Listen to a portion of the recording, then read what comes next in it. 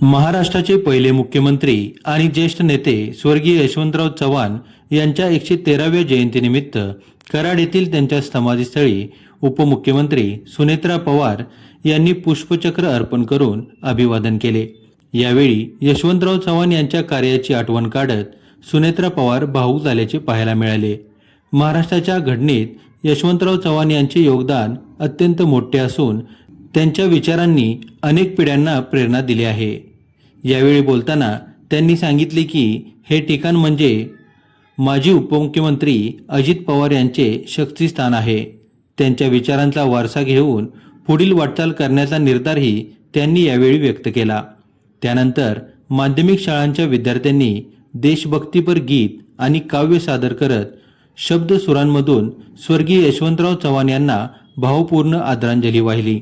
या कार्यक्रमाला स्थानिक पदाधिकारी, कार्यकर्ते, शिक्षक आणि नागरिक मोठ्या संख्येने उपस्थित होते। पहिले मुख्यमंत्री आदरणीय आपल्या सर्वांचे श्रद्धास्थान यशवंतराव चव्हाणजी यांच्या जयंतीनिमित्त अभिवादन करण्यासाठी मी इथे आलेली आहे आणि हे सगळं करत असताना मन माझं भरून येते।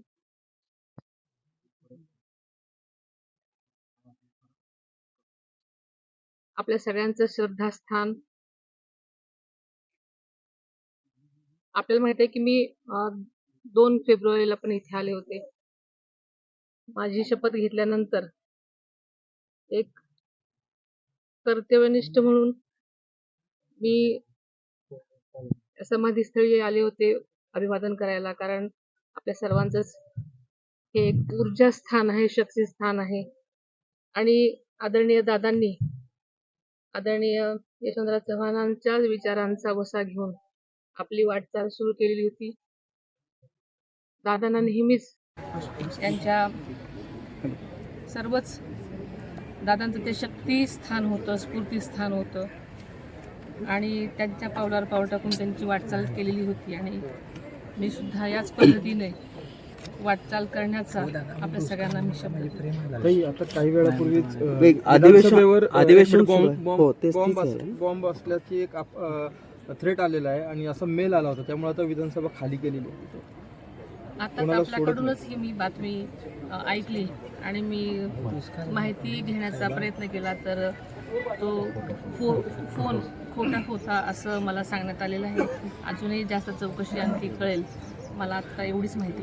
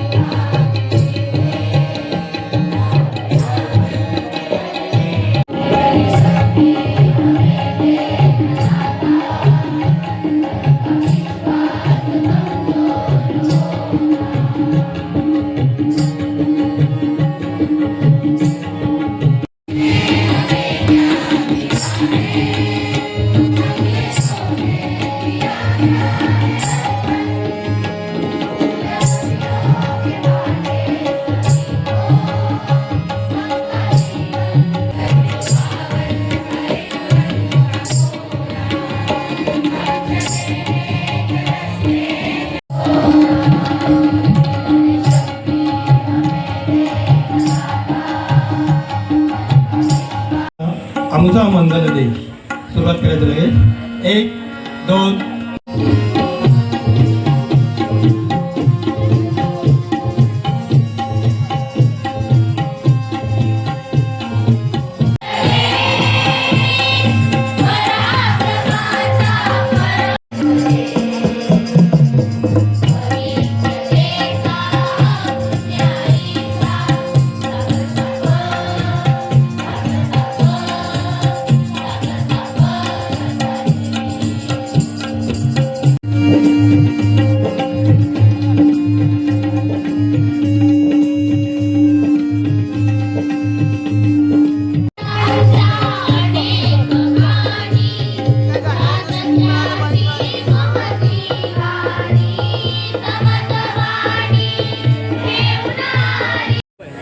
स्वर्गीय यशवंतरावजी चव्हाण साहेब यांच्या 113व्या जयंती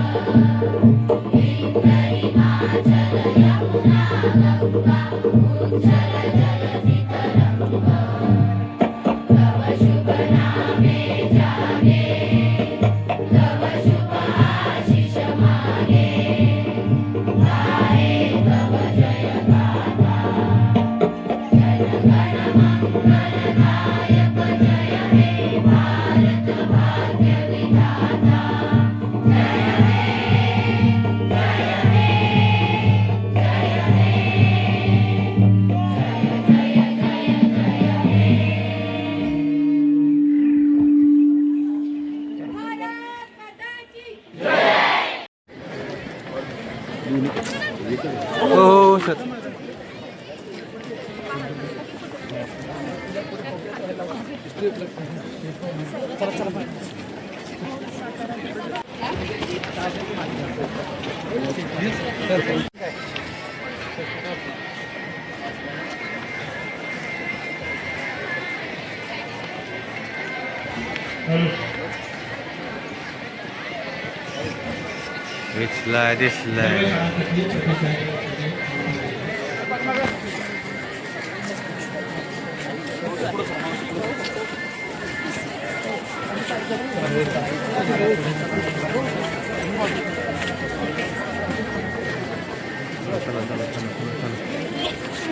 आपल्या सर्व शाळांमध्ये आपल्या डाव्या बाजूने आपण